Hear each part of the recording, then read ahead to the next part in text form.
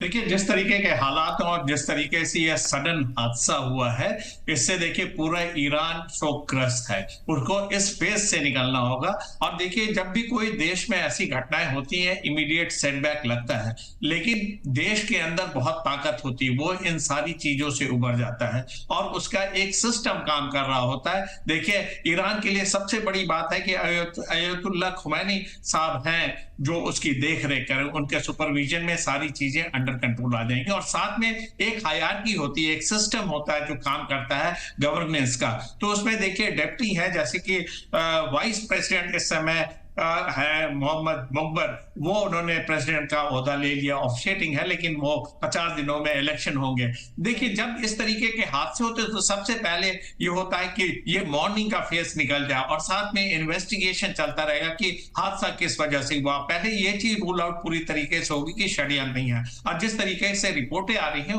उसमें mechanical failure दिखाया जा रहा है क्योंकि ये जो हेलीकॉप्टर था काफ़ी विंटेज था, पुराना था, 2000 से ये ईरान में सर्विसेज में था लेकिन बेल्ट 212 के अगर ओरिजिन देखें तो ये 1960 की ओरिजिन का होता है। तो मैकेनिकल फेल्योर क्या स्टेटमेंट आया कि इसमें मैकेनिकल फेल्योर हुआ था, लेकिन फिर भी किसी भी तरीके के षड्यंत्र को पूरी तरीके से रूल आउट करने के लिए एक थॉरो इन्वेस्टिगेशन की जरूरत होती। तो मॉर्निंग का पीरियड चलेगा, इन्वेस्टिगेशन साथ में चलेगा और जिस तरीके से इनकी देखिए कैबिनेट की मीटिंग हुई है और जो इसमें उन्होंने इब्राहिम रईसी की चेयर के ऊपर एक ब्लैक सैश डाला हुआ था, एक मॉर्निंग का संदेश देता और साथ में कैबिनेट कमेटी इस सिचुएशन से उबरने का काम कर रही है। मेजर तब्दीली इसलिए आती हुई नहीं दिख रही है क्योंकि ये इंटरिम गवर्नमेंट से चलेगी, प्रेसिडेंट का इलेक्शन होगा तब सारी चीजें फ्रक्टिफाई होंगी। जब तक ये दौर गुजर रहा है तब तक जो पॉलिसी इब्राहिम रईसी की थी उसी पे ही काम होगा, लेकिन उस पे थोड़ा सेटबैक हो सकता है, डिले आ सकता है, थोड़ा काम की गति में स्लगिशनेस आ सकता है, स्लोपन आ सकता है, लेकिन जो ईरान की जो फॉरेन पॉलिसी है, जिस तरीके से उन्होंने मिडिल ईस्ट में एक लीडरशिप दी है और जिस तरीके से उन्होंने तमाम प्रॉक्सीज को अपने समर्थन में ले रखा, जिस तरीके से वो हमास की मदद कर रहे हैं और साथ में जो उनका इंटरनेशनल एरोना में जो रिलेशन है, चाहे वो रशिया है, चाइना है, नॉर्थ कोरिया है और जो अफ्रीकन फेडरेशन है और जो मिडिल ईस्ट के जो फेंस सिटर है, उन सब से उनके ताल्लुकात होंगे और आज की डेट में जिस तरीके से देखिए शोक संदेश आ रहे हैं, सारे लोग एक तरीके से